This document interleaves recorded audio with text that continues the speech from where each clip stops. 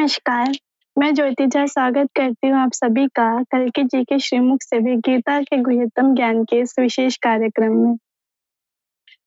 पिछले एपिसोड में हमने बहुत से गुह्यतम ज्ञान जो भगवत गीता के अध्याय से डिस्कस किया था। आज भी हम उसके आगे की बातचीत अपने विशेष अतिथि गणों के साथ डिस्कस करने वाले हैं।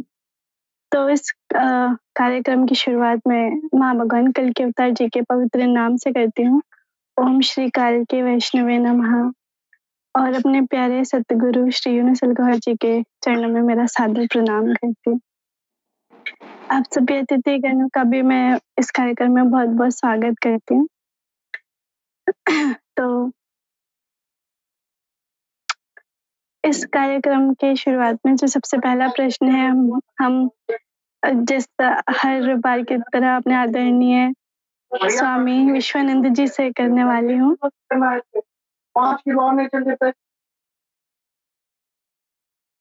प्रश्न ये है कि स्वर्ग यानी कि जन्नत को लोग क्या करने से प्रवेश कर पाते हैं? स्वर्ग के सुखों को भोगने के बाद उन्हें इस दुनिया में वापस क्यों आना पड़ता है? कृपया समझाने की कृपा करें।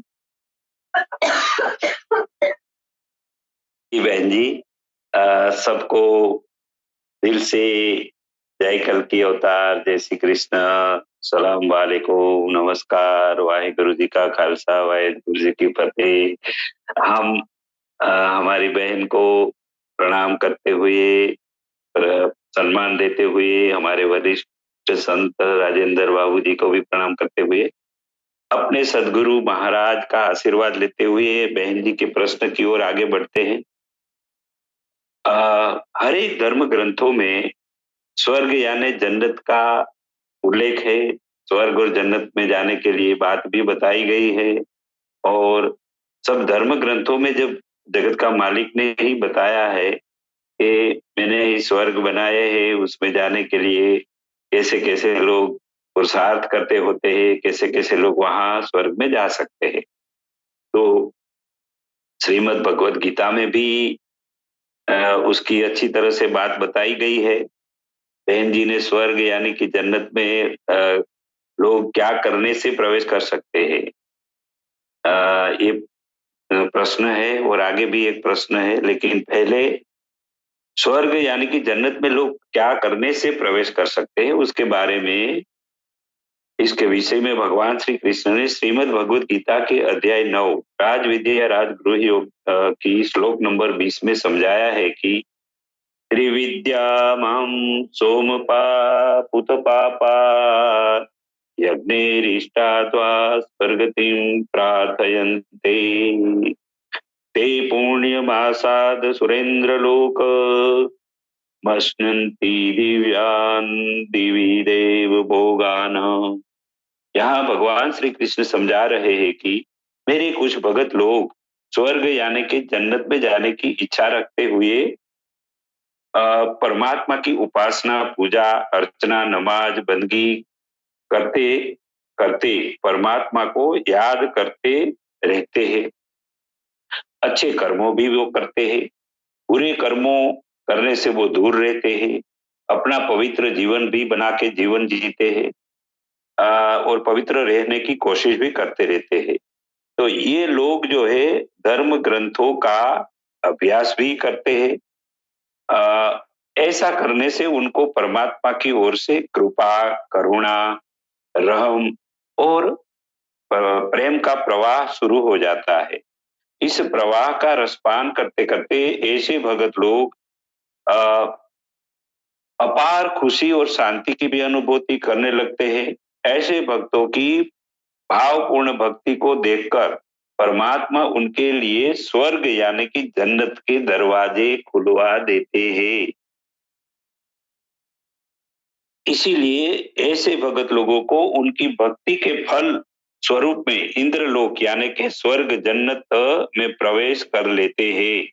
वहां स्वर्ग में प्रवेश करके ऐसे भगत लोग वहां अपार खुशी, अपार सुख वाला जीवन जीके खुशियों से भरा देवताओं जैसा दिव्य भोगों को भोगते भोगते लंबे समय तक वहां स्वर्ग में अपना जीवन जीते हैं। इस स्वर्ग के सुखों को भोगने के बाद उन्हें इस दुनिया में वापस क्यों आना पड़ता है? ये बहन जी का दूसरा प्रश्न है। इस विषय को भगवान श्री कृष्ण ने श्रीमद् भगवत गीता के अध्याय 9 राज विद्या राज गुह्य योग के श्लोक नंबर 21 में समझाया है कि ते तं भुक्त्वा स्वर्गलोकं विशालम क्षीणे पुण्ये मर्त्यलोकं विशन्ति एवं त्रयी धर्म मनुप्रपन्ना गतागतं काम कामा लभयन्ते। यहाँ भगवान श्री कृष्ण समझा रहे हैं कि जो भगत लोग अपने पुण्यशाली पुरुषार्थ करके स्वर्ग में जाके स्वर्ग के सुख के आनंद लेते हैं, वैसे भक्तों के पुण्य का हिसाब के अनुसार सुखों को भोगने का कार्य चलते चलते एक दिन ऐसा भी आ जाता है कि पुण्य का जो खजाना है वो खाली हो जाता है। तब वैसे भक्तों की इच्छा तो बनी रहती है, उसके मन आत्मा और बुद्धि में वो संस्कार रहता है कि हमने स्वर्ग का आनंद लिया, इस दुनिया का भी आनंद लिया हुआ है। इसलिए ऐसी इच्छा हो तो सूक्ष्मता में पड़ी होती है, वो जागृत हो जाती है। जब ये स्वर्ग का भोग भोग लेने के बाद उसके अच्छे कर्मों का जो खजाना है ना वो खाली हो जाता है, लेकिन उसकी इच्छा वापस उत्पन्न हो जाती है। विषय विकारों को भोगने की ये इच्छा जारी रहती है।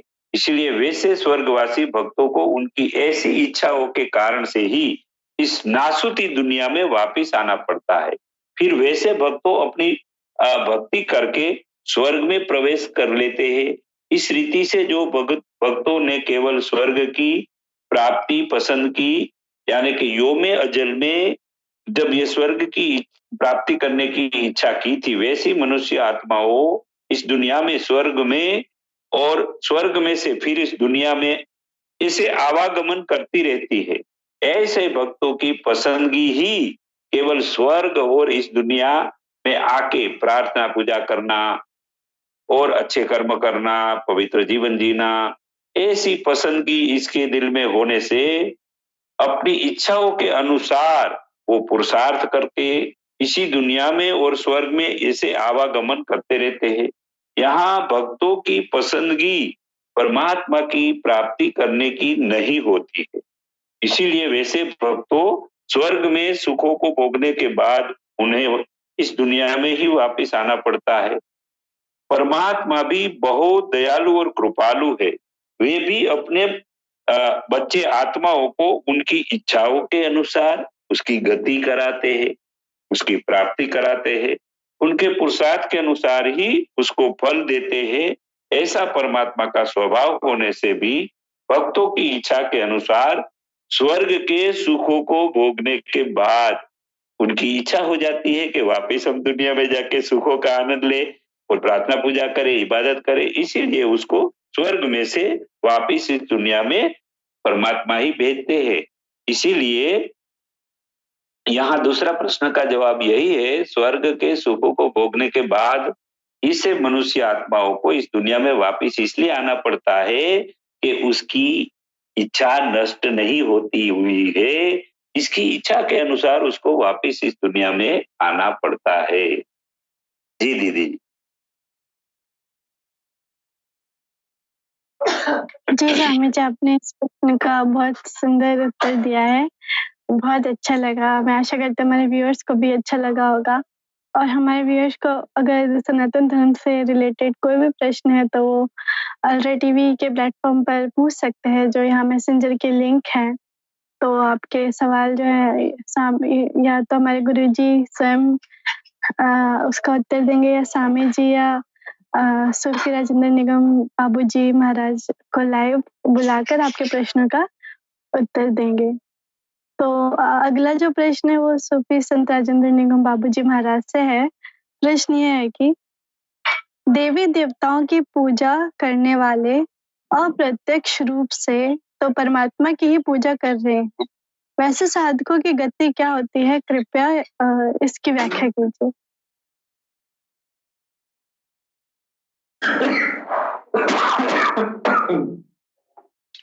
सबसे पहले हम अपने भगवान सदगुरु सैयदी यूनुस गौहर जी महाराज की चरण कमलों में नमन करता हूँ। तत्पश्चात हमारे वरिष्ठ, हमारे पूज्य स्वामी विश्वानंद जी महाराज को भी चरणों में नमन करता हूँ और अपनी छोटी बहन को स्नेह अर्पित करता हूँ। बहन ने जो सवाल किया है बहुत बेहतरीन सवाल जिन्होंने किया है। देवी देवताओं की पूजा करने वाले परमात्मा की पूजा कर रहे हैं, तो ऐसे साधकों की गति क्या होती है? देखिए, जो गीता में आया है वो बातें पहले उस पर हम चर्चा करेंगे, फिर उसके बाद से ये सवाल बड़ी आनंददायक है। और ये जो है, जो भगवत राह में चल रहे हैं और भगवान में जो रुचि लेते हैं उनके लिए बड़ा प्यारा ये सवाल है।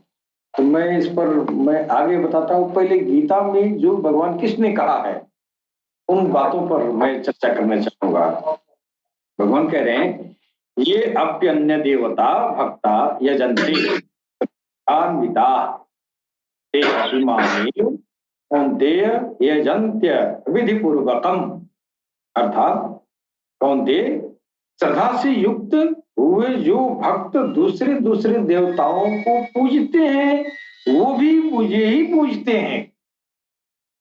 देवता देवी तो पूज रहे हैं, प्रत्यक्ष रूप से जो देवता पूज रहे हैं, परोक्ष रूप से वो उसी परमात्मा की पूजा है। यही ज्ञान सरकार को हर्षाई दे रहा है और हमारे मुसलमान भाइयों को समझ में नहीं आ रहा है। जो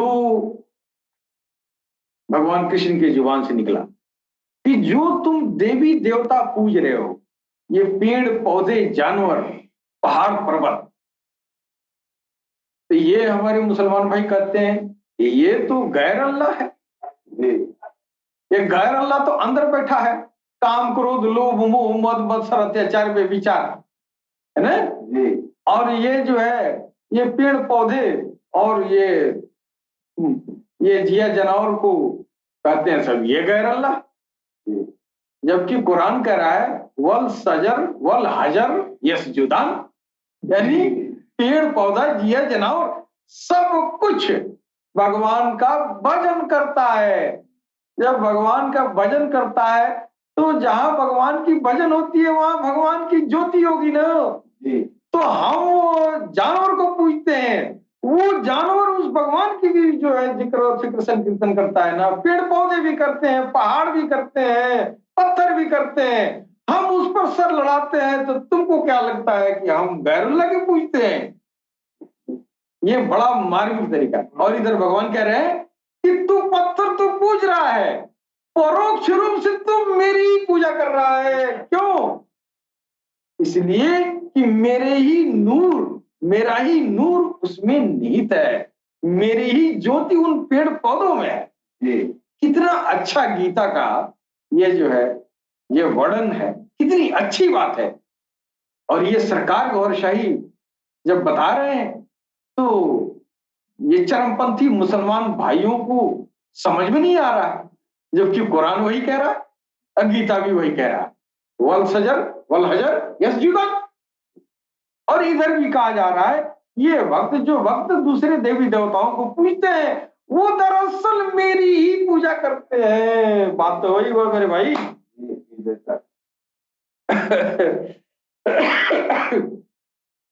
अब कारण बता रहे हैं भगवान कृष्ण, क्योंकि वहां देवता नाम की कोई वस्तु तो होती नहीं है। होती क्या है? जिसको पूजते हैं उसमें उस अल्लाह का नूर है ना। ये देखिए, एक बार हुजूर पाक के पास जो है कुछ सब्जियां लेके कोई आदमी गया, मोहम्मद रसूलुल्लाह पैगंबर इस्लाम। तो उन्होंने कहा कि ये हरी सब्जियां ये अल्लाह का जिक्र कर रही हैं। तो जो कृष्ण ने कहा वही बात तो वो भी कह रहे हैं, बात तो वही कह रहे हैं ना। अरे हमारे भाइयों, जो मोहम्मद रसूलुल्लाह के उम्मत कहलाते हो, जरा गौर से तो सुनो, कृष्ण और मोहम्मद की बात तो एक ही है। कह रहे जो दूसरे देवी देवताओं को पूजते हैं, हमने पत्थर को देवता बना दिया, हमने पेड़ को देवी देवता बना दिया, तो बना दिया, तो इसमें कोई बुराई तो है नहीं। हम अच्छा, कृष्ण भी कह रहे हैं कि वास्तव में देवता नाम की कोई वस्तु उसमें नहीं है। हम देवता उसको कहते हैं जो अल्लाह का नूर उसमें निहित है। अल्लाह का जिक्र और फिक्र वो पेड़ और पौधा कर रहा है।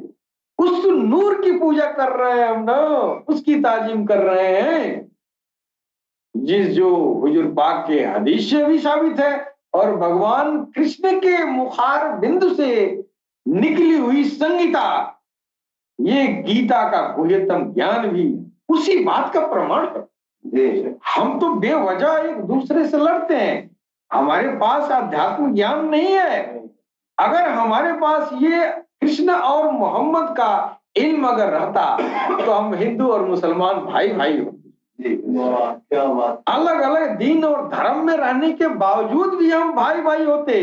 ये बात सबको समझ में आता कि हम उसी अल्लाह का नूर पूजते हैं, जिसको भगवान कृष्ण ने कहा कि जो उसको पूजता है, पेड़ पौधे पहाड़ को पत्थर को, वास्तव में वो मुझे ही पूजते हैं। और यहाँ आके स्पष्ट कर दिया मोहम्मद रसूलुल्लाह कि ये सब्जी तुम ले आए हो, हरी हरी सब्जियां, ये अभी अल्लाह का जिक्र कर रही है। जहां अल्लाह का जिक्र होगा वहां अल्लाह का नूर होगा ना, तो हम उस नूर के आगे सर झुका रहे हैं। वो नूर तो अल्लाह का ही है ना, गोया मैं अल्लाह के आगे सर झुका रहा हूं। मैं काफिर कैसे हो गया जी? मैं भी हक परस्त हूं और तू भी हक परस्त है। अंतर यह है कि तू जात पूजता है, मैं सिफात पूजता हूं। जात तो एक ही है, उसी अल्लाह की तू जात पूजता है, मैं सिफात पूजता हूं, है कि नहीं? अब ये जात और सिफात क्यों पूजने लगे? इसलिए कि मेरा पैगंबर अल्लाह के रूबरू नहीं खड़ा हुआ। मेरा पैगंबर देवादिदेव महादेव है, उनको ईश्वर ने वो इल्म अता किया, वो इल्म वो ज्ञान अता किया कि जाइए दुनिया में और दुनिया के दिलों को हमसे जोड़िए। लेकिन आखिरी पैगंबर जब आ रहे हैं तो उस सनातन के जो हमारे पैगंबर हैं उस इल्म पर अमल पैरा कराकर और उम्मत को रब के रूबरू खड़ा कर रहे हैं। क्यों? तो जोड़ने का इल्म तो भगवान शंकर को आया और देखने का इल्म मोहम्मद रसूलुल्लाह को आया। अब ये मोहम्मद रसूलुल्लाह जब देख के आए तो कहे कि हमने देखा ऊपर बैठा है, इधर उसका नूर है। जब उसको देखा बैठा हुआ, मैं शाहिद हूं, मैं गवाह हूं, जब उसका हाथ पैर मुंह नाक कान सुनना देखना सब कुछ है, तो तुम उसी को पूजो ना। लेकिन जो उसके नूर को पूजता है वो गलत नहीं है। तुम मेरी उम्मत में हो तो इस इल्म पर अमल पैरा होके तुम दीदारे इलाही तक जाओ, तुम मोहसिन बन जाओ। तुम मुसलमान क्यों बनाए? मुसलमान से मोमिन बनो, मोमिन से मोहसिनीन बनो। तुम दीदार करो, रब के रूबरू खड़ा हो जाओ। ये हमारे मुसलमान भाई जो भी हैं या कोई भी किसी भी उम्मत की, अपने नबी के, अपने पैगंबर के बताए हुए रास्ते पर चलने के लिए अगर वो हूबहू पैगंबर का नक्शे कदम पे चल रहा है तब वो सुन्नत अता कर रहा है। अगर हूबहू नहीं चल रहा है, आधा अधूरा चल रहा है, तो कहाँ उम्मत है? कहाँ वो उम्मत में है? आधा तेल है आधा पानी। मोहम्मद रसूलुल्लाह ने जो है मांस खाया, इसलिए कि अरबी देश है, वहां मांस का परिवेश था, सब्जी नहीं थी, तो आप मांस खाते हैं, आप कहते हैं सुन्नते रसूल अदा करते हैं। आज सुन्नते रसूल अदा करते हैं। रसूलुल्लाह ने कहा कि मेरा दिल अल्लाह अल्लाह करता है, मैं सो जाता हूं मेरा दिल अल्लाह करता है। अय उम्मती तेरा दिल कहाँ है?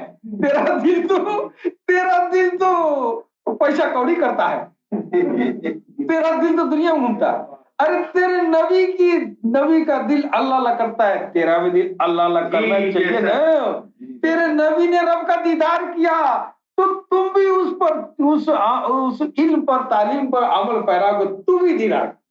क्या कोई नबी जिस मकाम तक पहुंचा है और अल्लाह ने उसको जितना नेमत अता किया है ये अपने उम्मत को अता कर दे, क्या नबी कोई उस अता को अपने पास रख लेगा? अपने उम्मत को सौंप ही देगा। उम्मत मुसलिमा में दीदार इलाही का इल्म आया, लेकिन आज उस उम्मत के उलेमा दीदार इलाही के मुनकिर हो गए। और हमारे उम्मत के जो आदम सफीउल्लाह, जो भगवान शंकर है, जो पहले शंभु मनु है, वो हमारे पैगंबर है। उन्होंने रब से जोड़ने का दिल के तार, दिल के ज्योति का तार, नूर का तार जो उन्होंने लगाया, वो चीज हम भूल गए। हम उनके उम्मत पे हैं, हम उनके इल्म पर कहां अमल पैरा? बिल्कुल नहीं है। तो न हिंदू अमल पैरा है, न मुसलमान अमल पैरा है। पैगंबर ने तो अपना सब कुछ दे दिया। भगवान शंकर की जो शक्लो सूरत कल्पना की जो चित्र बनाई जाती है वो क्या है? आप देखते हैं ना, भगवान शंकर अंतर ध्यान होकर बैठे हुए हैं जी। ये सर में जो है चांद का अर्धचंद्र दिखाई दे रहा है, गले में सर्प का माला है। ये जिसने बनाया है वो आध्यात्मिक था, और जो उसको समझाया वो गलत हो गया। वो समझा ही नहीं उसके पीछे। वो ये था, ये सर्प का माला जो है, सर्प क्या है?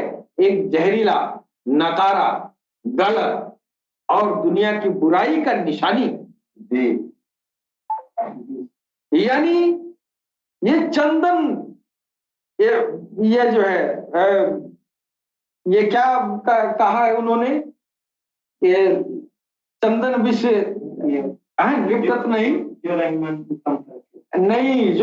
ये जो है, जो चंदन प्रकृति के लोग हैं उनके गले में विष का माला अगर है भी तो उसके ऊपर असर नहीं पड़ता है। तो वो वही दिखा रहे हैं कि ये जो है, ये सांप गले में जो लटका हुआ है ना, ये दुनिया की बुराई है, ये दुनिया की गलाजत है, ये काम, क्रोध, लोभ, मोह, मद मत्सर, ये अत्याचार, व्यभिचार का वो सिंबल है ना। इस साधक को ऐसा होना चाहिए कि ये बुराइयां उसके अगल बगल में लिपटी रहे, लेकिन उसकी रूह, उसकी आत्मा को छू न सके। आप जहां हैं उसके इर्द गिर्द में, उसके आपके परिवेश में हर तरफ देखिए बुराइयां ये फैली हुई है, लेकिन उसके अंदर आप बैठ के और उस रब का जो है नाम, उस रब का जिक्र, फिक्र, संकीर्तन कर ले, उस रब से जुड़ जाए। ये पैगाम है वो। और हम क्या उसका अर्थ निकालते हैं?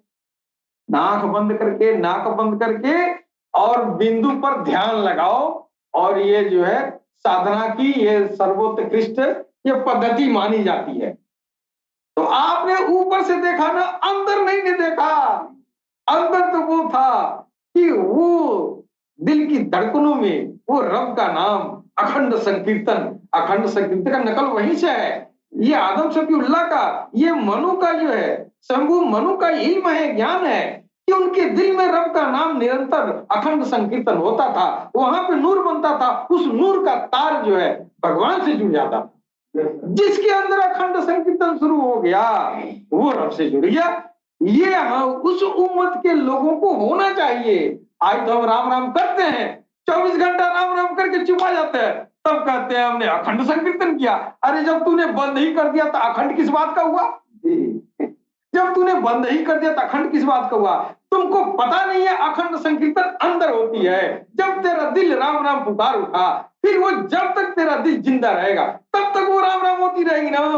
अब ये हुआ अखंड संकीर्तन, है कि नहीं?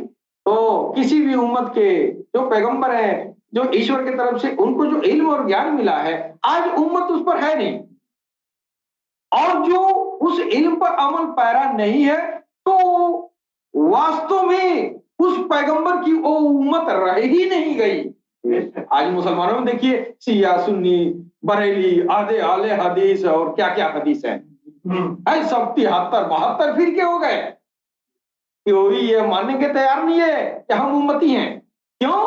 वो इल्म ही नहीं है। हुजूर रसूलुल्लाह के जो वो उनका जो जाहिरी और बातिनी अफाल व अमाल है उस पर उम्मत अमल पैरा नहीं है, तो उम्मत ही कहाँ है? नहीं ना है। अब हुजूर पाक ने मांस खाया, हुजूर पाक ने ये जो है सदरी पहना, हुजूर पाक ने पगड़ी पहना, आप भी पहन लिए, गोश्त खा लिए हैं, और ये जो है दाढ़ी रख लिए। हुजूर का दिल अल्लाह अल्लाह करता था। हुजूर का मेराज पर जिस्म सहित उनका जाना हुआ, ये उनका बातनिया फलो अमाल है। अरे हमारे मुस्लिम भाइयों, क्या तुमने हुजूर पाक के बातनिया फलो अमाल को अपने सुन्नत के जुमले में क्यों नहीं लाते? बेशक। और हमारे भगवान शंकर के पुजारी तो इतने हैं, ये शंभु मनु के पुजारी तो इतने हैं, तुमने जो है भगवान शंकर की सुन्नत पे अमल पैरा क्यों नहीं हो? अगर सिर्फ तुम जो है सांप का माला और टीका झंपा तुमने देखा है, तुम ये देख रहे हो कि त्रिशूल लगाए हैं, तुम ये देख रहे हो कि चांद में ऐसा है, तुम भी राखी पोत के घूम रहे हो, और तुमको पता नहीं है कि उनका जो बातनिया फलो अमाल है वो उनके दिल का अखंड संकीर्तन है, जिससे भगवान से इससे जुड़ा होता है। तो तुमने तो इस पर अमल पैरा नहीं हो, जो असल उनका बातनिया फलो अमाल है, तुम उस पर अमल पैरा नहीं हो, और कहते हो हम शंभु मनु की संतान है। नहीं है, नहीं है, नहीं है, नहीं। दुनिया पैगंबरों की, अपने पैगंबरों की, अपने पेशवाओं की जो पैगाम है उसको भूल गई, और पहले उसके जारिया फलो अमाल को लोगों ने अमल में लाया, बातनिया फलो अमाल को भूल गए, लिहाजा ईश्वर से कनेक्शन टूट गया। आज हमारे देखिए, हमारे सनातन धर्म में ये जो है भगवान शंकर जब बम बम भोले की नारा लगाते हैं, और वो साधु महात्मा ये राखी और ये सब क्या क्या, और ये शरीर को जो है इस तरह बना दिया जाता है, क्या आप उसका अनुकरण कर सकते हैं? क्या उस वेशभूषा का अनुकरण एक पढ़ा लिखा आदमी कर सकता है? नहीं करेगा। लिहाजा वो भगवान शंकर का फलो अमाल है ही नहीं, वो भगवान शंकर का बातनिया फलो अमाल, वो शंभु मनु का बातनिया फलो अमाल, जिस अमाल पे चल के, जिस रास्ते पर चल के रब से इंसान जुड़ता है, वो फलो अमाल नहीं है। अगर वो होता तो सर्वसाधारण के लिए भी वही होता। तो कुछ एक तो हमारे साधु लोग जो है भभूत पुत के घूम रहे हैं, काहे नहीं सब घूम रहे हैं? इसलिए नहीं घूम रहे हैं कि तुम कर ही नहीं सकते, और हम दिशा भ्रम हो गए कि भगवान मिलेगा तो ऐसे ही मिलेगा, राखी पोत के भगवान मिलेगा। हमको तो यही संदेश मिल रहा है ना, राखी पोत के मिलेगा, आप भी राखी पोत लीजिए, कितने को भगवान मिलेगा? नहीं मिल रहा है ना, कहाँ भगवान मिला? भगवान जिसको मिला है उसके जुबान से, उसके आंख से, उसके हाथ से भगवान पकड़ता है, भगवान देखता है, भगवान बोलता है। और बड़ा मुसीबत में हमारी कौम है कि चमत्कार को नमस्कार करना शुरू कर दिया है।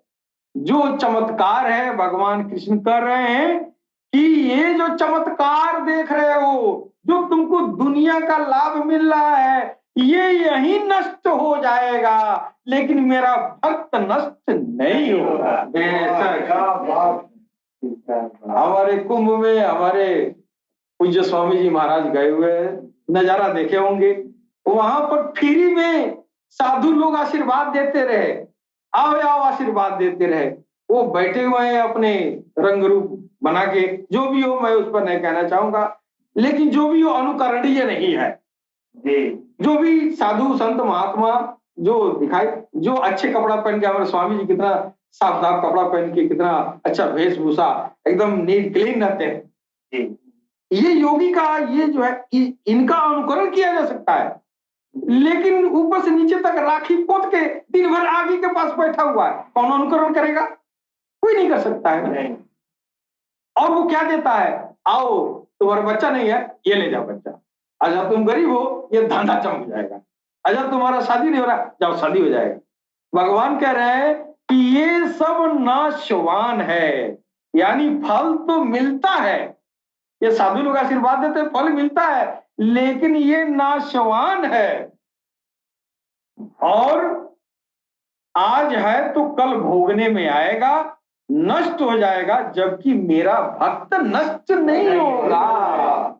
जिसने कृष्ण को दिल में बसाया, जो जिसकी आत्मा कृष्णमय हो गई, वो कृष्ण के लोक जाएगी ना, वो कहां नष्ट होगी। अरे तेरी शादी हो गई तो एक दिन बीवी मर ही जाएगी। अरे तुमको दौलत हो गया तो दूसरा आएगा बुलडोजर से ढा ही देगा। एक दिन तुम्हारा सूरत चमक गया, एक दिन झुर्रियां पड़ ही जाएंगी। इसी को भगवान कह रहे हैं कि वो जो है एक दिन नष्ट हो जाता है। दिया तो मैंने ही, दिया तो मैंने ही, क्यों दिया? तो भाई तुम पत्थर पूजते रहे, तो ये अल्लाह का नूर है, भगवान का नूर है, ज्योति है, तो पूजा तो उसी को हो रही है, तो फल तो मिलेगा ही। लेकिन तुमने कृष्ण को नहीं पूजा, नहीं, तुमने देवताओं को पूजा, और देवताओं से मांगा क्या? संसार मांगा, और संसार मिला तो क्या हुआ? संसार एक दिन नष्ट हो जाएगा। तुम्हारे जैसे कितने नौजवान आए और नष्ट हो गए। क्या तुम समझते हो कि हम कयामत रहेंगे धरती पर? सबको नष्ट होना है। तो होशियार वो होता है जो योगी के पास जाता है, उससे संसार नहीं मांगता है, उससे कहता है मेरी आत्मा को अधोगति में जाने से बचा ले, मेरी आत्मा को उन्नत करा के परमात्मा में विलीन करा ले। ऐसा है। तो भगवान कृष्ण यही कह रहे हैं कि जो देवताओं को पूजते हैं वह जो है अप्रत्यक्ष रूप से, अप्रत्यक्ष रूप से क्या हुआ? प्रत्यक्ष रूप से जब उसका खबर जान गए कि स्वामी विश्वानंद जी महाराज के अंदर वो परम पिता परमेश्वर आके निहित हो गया है, अब मैं पत्थर नहीं पूजूंगा।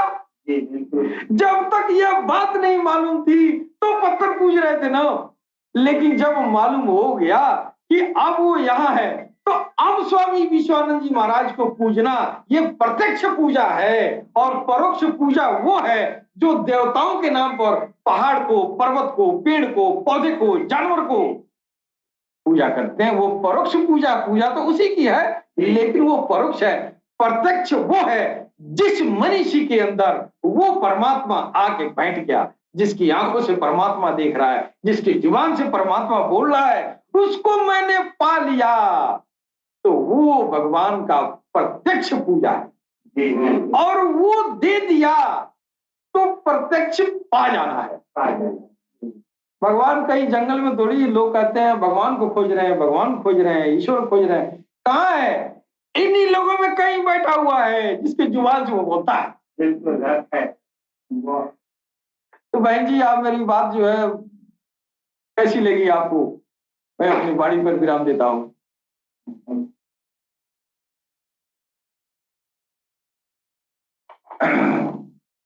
बहुत मजा आया, आपने बहुत सारे टॉपिक्स को जो है इस प्रश्न में कवर कर लिया, और प्रैक्टिकल जवाब दिया है आपने कि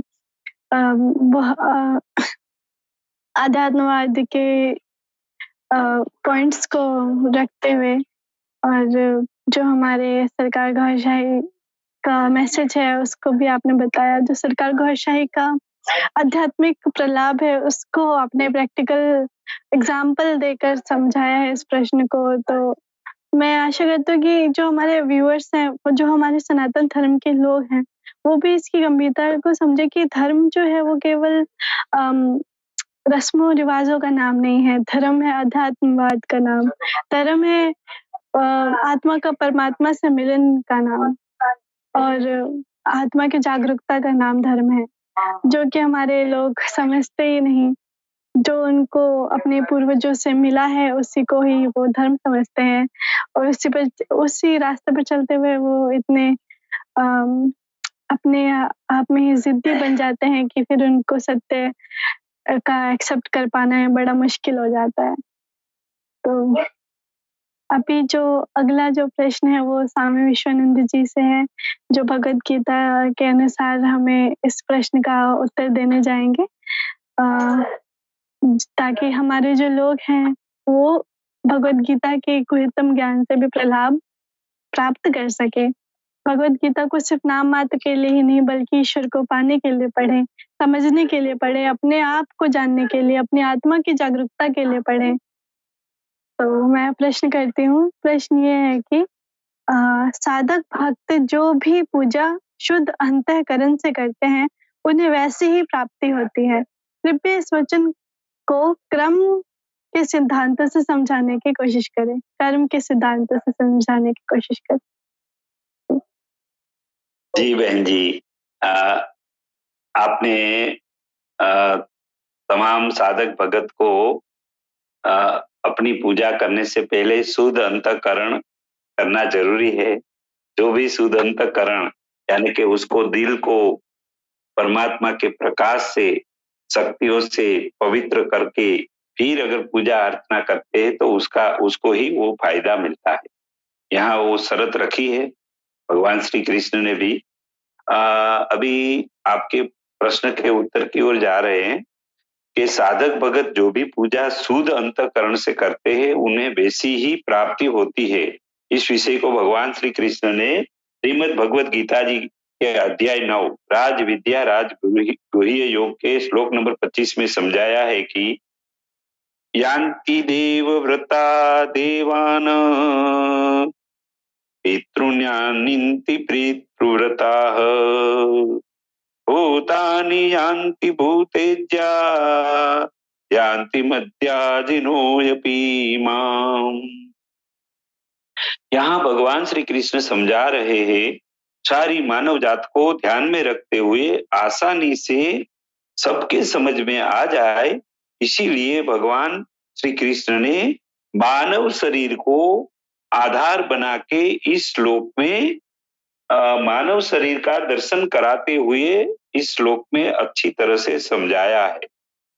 हृदय और मस्तिष्क यानी कि हृदय और ऊपर का हिस्सा मस्तक में जो भी स्थित है इंद्रिया, वो देवी संपदा के जो देवों के गण है उसको इस प्रतीक के रूप में यहाँ बताया है। वे 5 प्रकार के विषयों का ज्ञान करा के ज्ञान दान देते हैं। ये जो है ना देव, ये इसको देव का रूपक देके वो ज्ञान कराते हैं और सदगुरु के मुख से निकलता हुआ जो आध्यात्मिक ज्ञान है वो परमात्मा का परिचय करा के परमात्मा तक पहुंचाने का जो देने वाला जो काम है, सदगुरु का ज्ञान जो है वो सदगुरु के मुख से निकलता है, उसको भक्तों की श्रवेंद्रिय जो है, श्रवणेन्द्रिय, ये श्रवण करने की जो इंद्रिया है वे देवता को ज्ञान देकर वो ज्ञान को बुद्धि में समझाकर स्मृति में जमा भी करवाते हैं और दिव्य चक्षु को खोल के जब यहाँ प्रकाश नूर पहुंचता है तब ये दिव्य चक्षु को भी खोल के परमात्मा का दर्शन कराने वाले ये देवताओं को, चाहने वाले भक्तों को ये शरीर के ऊपर के हृदय और ऊपर के भाग में बसे हुए ये देवताओं का गण ये स्वर्ग की प्राप्ति भी करा देते हैं। यानी कि जो भगत लोग हृदय और ऊपर के हिस्से में चाहना रखेंगे, उसके लिए मेहनत करेंगे और उससे प्रकट हुआ ज्ञान में ध्यान देंगे तो उसको ये स्वर्ग की प्राप्ति भी हो सकती है। आगे भगवान श्री कृष्ण समझा रहे हैं कि नाभि में बैठा असुर और उसके साथ जुड़े हुए विषय विकारों के भावों को पितरों का गण समूह के रूप में समझा रहे हैं। ये असुरों के विषय विकारों के नकारात्मक भावों को कराने वाले भावों को कभी भी संपूर्ण तृप्ति संतुष्टि मिलती ही नहीं है। इसीलिए इस अतृप्त रहने वाले भावों को और उसके साथ जुड़ी हुई कर्मेंद्रियों को पितरुओं की उपमा देकर भगवान श्री कृष्ण समझा रहे हैं कि ऐसे अतृप्त पितरुओं की चाहना रखने वाले निम्न कोटि के लोग हर पल विषय विकारों को भोगने का चिंतन मनन करते रहते हैं। इसलिए उनकी इच्छा अनुसार उनको ये नाभि आत्मा की गुलामी ही प्राप्त होती है। आगे भगवान तीसरे प्रकार के मनुष्यों के विषय में समझा रहे हैं कि जिन मनुष्य आत्माओं ने इस दुनियावी सुख सुविधा पसंद की थी, वैसी मनुष्य आत्माओं की पसंदगी चाहना इस दुनियावी वस्तु पदार्थों से मिलती सुख सुविधा की प्राप्ति और मानव शरीरों का उपभोग करने से जो मिलता मनोरंजन की चाहना होती है। इसलिए ऐसी चाहना रखने वाले मनुष्य आत्माओं को इसी दुनिया के वस्तु पदार्थों और मनुष्य शरीरों को भोगने के लिए बारंबार मनुष्य जन्म मिलते रहते हैं। वैसे लोगों को इस दुनिया में ही बारंबार मनुष्य जन्म और मृत्यु के बीच में चक्कर काटते रहना पड़ता है। वैसे मनुष्य आत्मा न तो स्वर्ग में जा पाते हैं और न परमात्मा को प्राप्त कर पाते हैं। आखिर में भगवान श्री कृष्ण ने यह भी समझाया है कि जो मनुष्य आत्मा परमात्मा को ही केवल प्राप्त करना चाहते हैं और इसीलिए पुरुषार्थ भी करते हैं, वैसी मनुष्य आत्माओं के लिए परमात्मा अपने प्रेमियों को आदेश करते हैं और ऐसी तड़पती हुई बिलखती हुई भक्त आत्माओं को सद्गुरुओं का मिलन करा देते हैं। फिर सद्गुरु ऐसे भक्तों के हृदय में परमात्मा का जाति नाम दान करके सच्ची सिमरन की पद्धति सिखा के हृदय में दिव्य प्रकाश उत्पन्न करा के उनकी आत्माओं को शक्तिशाली बनवाकर परम धाम तक उड़ान भर सके, वैसे लायक बनाकर परमात्मा का मिलन करा देते हैं। इस प्रकार भगवान श्री कृष्ण यहाँ सारी मानव जात को यही समझा रहे हैं कि जो साधक भगत जिस प्रकार की पूजा यानी कि चाहना शुद्ध अंतःकरण से करते हैं, उन्हें वैसी ही प्राप्ति होती है। इस वचन को भगवान श्री कृष्ण ने अध्याय 3 कर्म योग का संपूर्ण अध्याय में भी यही समझाया है कि इस दुनिया में जो व्यक्ति तन मन धन से विचारों से जो भी जैसा भी कर्मों करते हैं, उनको वैसा ही उनको फल मिलता है। यानी कि अच्छे कर्मों का फल अच्छा मिलता है और बुरे कर्मों का फल बुरा ही मिलता है।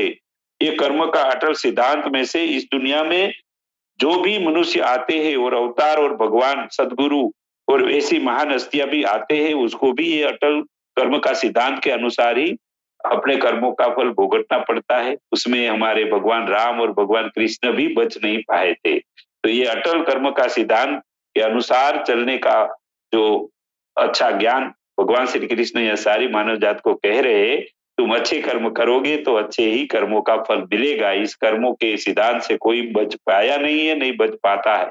इसलिए अच्छे कर्मों करो और अच्छे फल पाओ, ऐसा उपदेश ये भगवान श्री कृष्ण इस श्लोक के माध्यम से सारी मानव जात को समझा रहे हैं। जी दीदी। जी, आपका बहुत बहुत धन्यवाद स्वामी जी। अगला और अंतिम प्रश्न जो है वो स्वामी सच्चिदानंद जी महाराज से है। प्रश्न यह है कि साधकों को संपूर्ण मुक्ति प्राप्त करने के लिए क्या क्या अर्पण करना पड़ता है? ऐसा करने से साधकों को क्या प्राप्त होता है? कृपया समझाने की कृपा। सदगुरु भगवान के चरणों में कोटि प्रणाम। आप सभी का हार्दिक स्वागत है। मनुष्य जीवन में जो आपातघाती है वो मात्र इस बात की लगी है कि हमें ये भी मिल जाए, हमें वो भी मिल जाए, या ये कहें कि सब कुछ हमें ही मिल जाए। और जब तक ये कामनाएं हैं तब तक परमात्मा के नाम के विषय में बात करना ही व्यर्थ है। परमात्मा पहले तो ज्ञान दिया, ज्ञान के बाद कर्म के सिद्धांत को बताया इस गीता में, और करते करते जो श्रद्धा उत्पन्न हुई, तो श्रद्धा के बाद भक्ति के को कैसे किया जाए,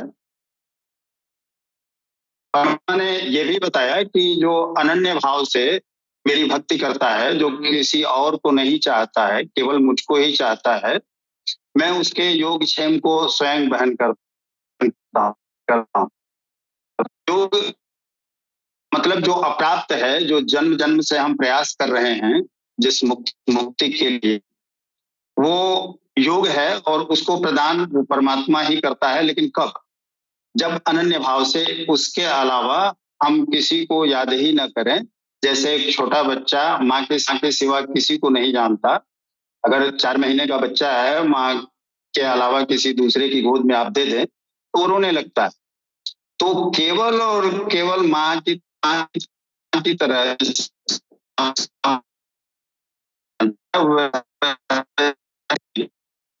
तो आपके योग की और उस जो आपको प्राप्त हुआ उसकी हमेशा संरक्षण की जिम्मेदारी लेता है, लेकिन हमारी कामनाएं अंत होने का नाम ही नहीं ले लेती।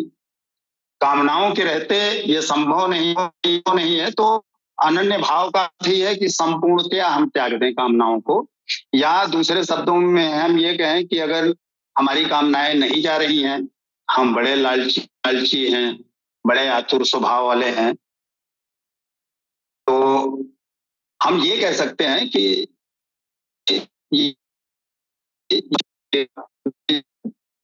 तो मैं ये परमात्मा से न कहूं कि हे परमात्मा मुझे हेलीकॉप्टर दे दो, मैं ये कहूं कि पूरी दुनिया को हेलीकॉप्टर दे दो, तो सबको मिलेगा तो मुझको भी मिल ही जाएगा, थोड़ी बुद्धि लगानी पड़ेगी।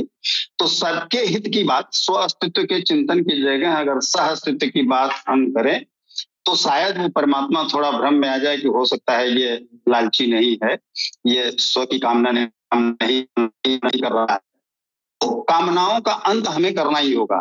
जब तक कामनाएं हैं, जब तक लोभ है, जब तक ईर्ष्या है, ये सारी चीजें जब तक हैं तब तक मन हमारा विचलित है, और बिना इंद्रियों के दमन के, मन के समन के और अहं के समर्पण के उस परमात्मा तक पहुंचा ही नहीं जा सकता, उसके स्नेह को प्राप्त ही नहीं किया जा सकता। हमें तो प्रकृति को पार करना होगा।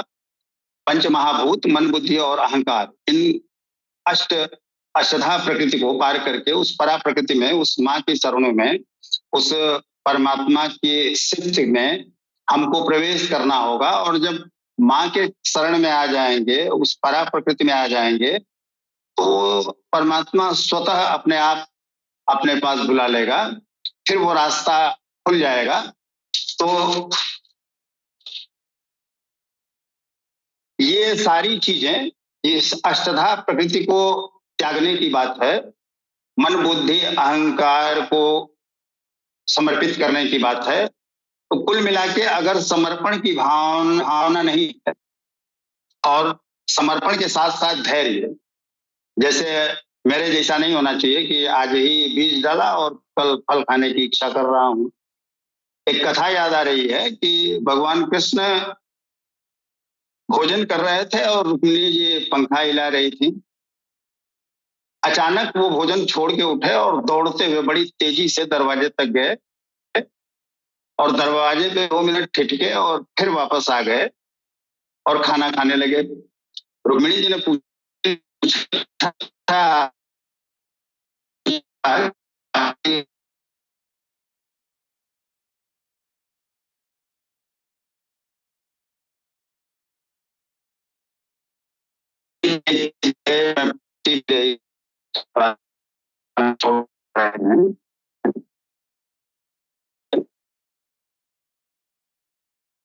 मुझे कुछ लोग उसको मार रहे थे और वो मुझे पुकार रहा था, हे कृष्ण, हे वासुदेव, मुझे बचा लो।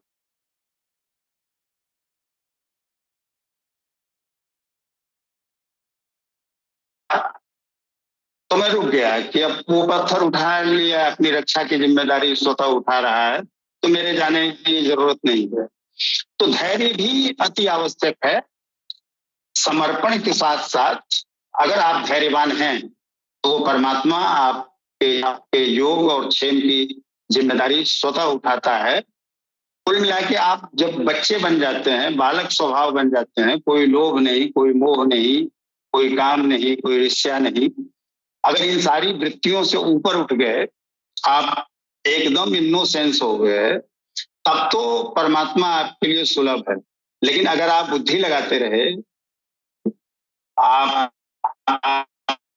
कामनाओं में है, आप में ईर्ष्या है, इन सारी जो प्रवृत्तियां हैं, जैसा कि स्वामी जी कह रहे थे कि नफ्स, वो नाभी आत्मा जो है वो परेशान करती रहती है, जब तक वो समन नहीं होती, वो संतुष्ट नहीं होती, मन संतुष्ट नहीं होता, मुतमईन नहीं होता, तब तक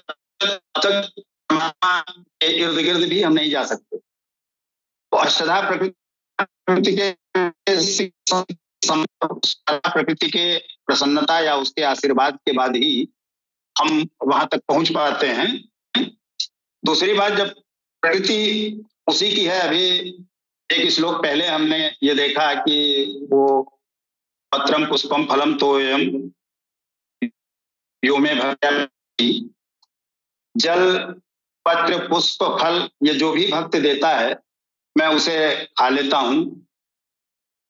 तो मेरी समझ में ये नहीं आता कि क्या अभी वगैरह हो गया है क्या, कि पत्ता वगैरह खाने लगा, पत्ता खाने लगा, फूल खाने लगा। यहाँ पे उन भावों की बात है, उन स्थितियों की बात है कि किसी भी स्थिति में रहो, चाहे वो अंकुरण की स्थिति में हो, जब जल देने की बात आती है, एक वृक्ष है तो उसकी जड़ों में आप जल डालेंगे तभी वो निकलेगा, पत्ते निकलेंगे, वो उसके बाद पत्ते निकलेंगे तो फिर पुष्प निकलेगा, फिर पुष्प निकलेगा तो फल भी आएगा। तो जिन भी अवस्थाओं में जो भी कार्य है उसमें कर्ता का भाव तुम त्याग दो। 27वें श्लोक में मद अर्पणम की बात कह रहे हैं कि अपने मद का अर्पण करो, कुछ भी करो, चाहे पत्ता चढ़ाओ, चाहे किसी भी तरह से पूजा करो, वैरी तुम्हारा है, वो तुम्हारा अहंकार इस कर्ता भाव को कि ये मैं कर रहा हूँ। भगवान की पूजा कौन कर रहा है? मैं कर रहा हूँ। नहीं, तुम कुछ कर ही नहीं रहे हो, तुम केवल समर्पित हो परमात्मा के लिए, उसी ईश्वर के लिए, तब तो वो तुम्हें स्वीकार कर लेगा। और अगर तुम ये कह रहे हो कि मैंने तो भगवान की पूजा कर दी, आधे घंटे चलो योग क्षेम वो वर्धा बहन कर रहे हैं, तो आधे घंटे मंदिर में पूजा करता हूं, तो 23.5 घंटे वो भगवान खुद ही हमारी रक्षा करेगा, जो हमको चाहिए वो देगा। तो क्या भगवान इतना मूर्ख हो गया क्या कि आधे घंटे तुमने फुसला लिया और वो तुम्हारे सारे योग क्षेम की व्यवस्था कर देगा? ऐसा करता ही नहीं है। लेकिन हमारे भारत के लोग इस बात को ठीक से समझ नहीं पाए कि योग क्षेम किन परिस्थितियों में वो वहन करेगा और हमें किस तरह से उनकी आराधना करनी है। तो निष्काम भक्ति, और ये गीता का मध्य है। ज्ञान योग को बता लिया, श्रद्धा आती है, उस श्रद्धा को बता दिया, चलो बहुत अच्छी बात। लेकिन भक्ति भी करोगे तो किस तरह करोगे? भक्ति निष्कामता से हो, तुम्हें कुछ चाहिए नहीं, तुम जो प्रार्थना कर रहे हो वो दूसरों के लिए कर रहे हो कि हे भगवान सबको हेलीकॉप्टर दे दो, हमको नहीं चाहिए। तो हमको क्यों नहीं चाहिए भाई? जब सबको मिल जाएगा तो हमको मिलेगा ही मिलेगा। सर्वे भवन्तु सुखिनः सर्वे सन्तु निरामया। तो दूसरों के लिए आप चाहो, अपने लिए कुछ न चाहो, केवल यही प्रार्थना करोगे अपने अहंकार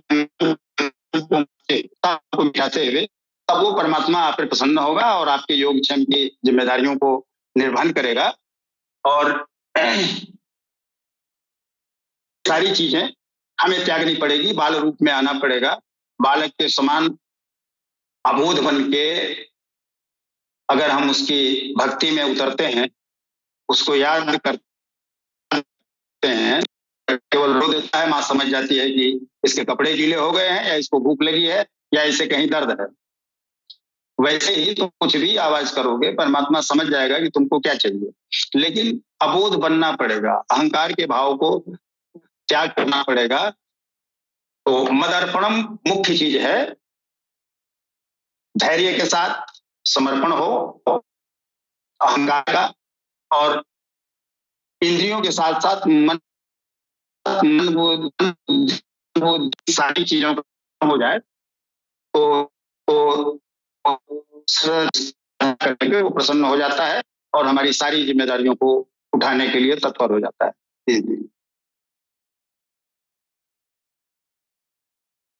जी, आप सभी का बहुत-बहुत धन्यवाद। आप सभी ने इस कार्यक्रम को बहुत ही अच्छा और रौनक भर दी, और जो स्वामी सच्चिदानंद जी ने जो प्रैक्टिकल एग्जाम्पल देकर इस प्रश्न का उत्तर दिया है, वो बहुत ही मनोरंजक था, बहुत ही रोचक था।